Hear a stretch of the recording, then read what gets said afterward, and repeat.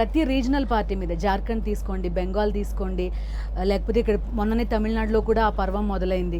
నయానో భయానో ఏదో రకంగా భయపెట్టే ప్రయత్నం జరుగుతోంది అనేది ప్రతి రీజనల్ పార్టీ చెప్తోంది. వేరాజ్ ఎన్డీఏ సెంట్రల్ గవర్నమెంట్లో ఉన్నప్పుడు రీజనల్ పార్టీస్ ఉన్న రాష్ట్రాల్లో అలొకేషన్స్ ఇవన్నీ కూడా చాలా తక్కువగా ఉంటున్నాయి. ఒక లెవెల్ ప్లేయింగ్ ఫీల్డ్ అనేది లేకుండా చేస్తున్నారు అనేది కూడా ఒక ఆరోపణ. అమ్మ, నేను చెప్తున్న ప్రధానమంత్రి నరేంద్ర మోడీ చాలా దుర్మార్గుడు. నేను స్పష్టంగా కుండబద్దలు కూడా చెప్తాను. అసలు ఆయనకు దేశ ప్రగతి గురించే పట్టింపు లేదు. ఎంతసేపు మత విద్వేషము, వాళ్ళ పార్టీ విస్తరణ, అది తప్ప ఇంకోటి పట్టదు ఆయనకు.